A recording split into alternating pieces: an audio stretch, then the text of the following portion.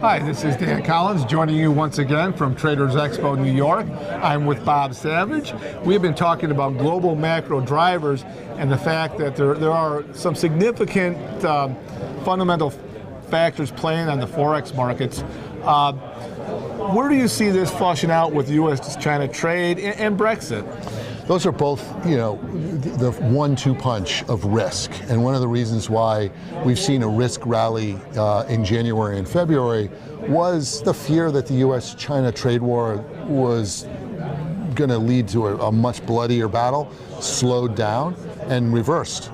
I'm not sure that it's right to think that we're going to get a trade deal that's going to solve all our problems. And I think the biggest risk is that you buy the rumor of a deal and you sell the fact, because at best, any trade deal is the beginning of a long process of the US and China agreeing to lots more than just trade. We have big difficulties over the South China Sea about its role with North Korea, its role with funding Russia, and its role in what it wants to do with the Belt Road concept and securing global commodity resources. Those are all things that scare the U.S. before we even talk about, IP, technology, and its role in, this race, which is, partially on the internet, partially through the 5G world and UA.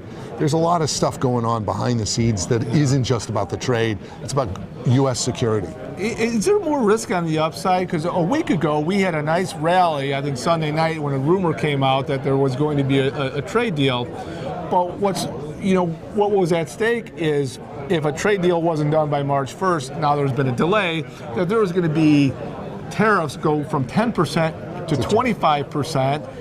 On $200 billion worth of Chinese good, which would have been terrible for the market. So the fact that we have a rally on, not a resolution about maybe this is going to be pushed off, is the market not, it's pricing in a solution, but the problem, the risk is greater.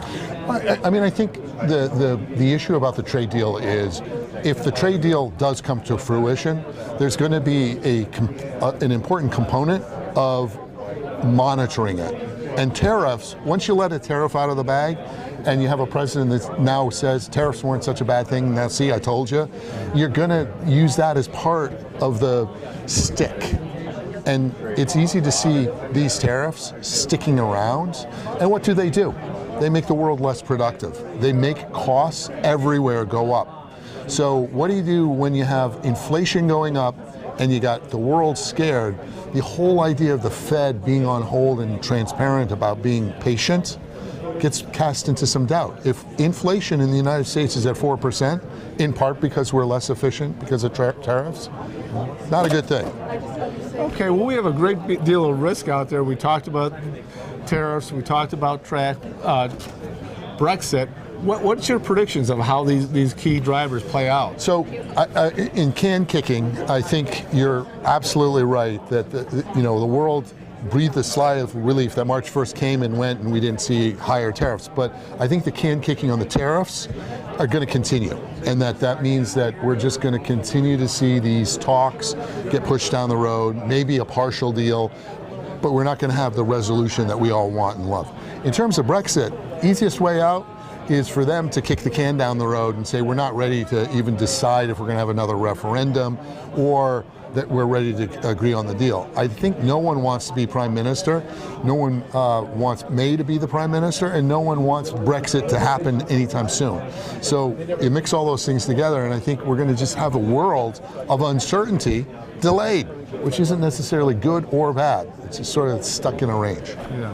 Okay, this has been Dan Collins, coming to you live from Traders Expo with Bob Savage. Thanks for joining us. Thanks.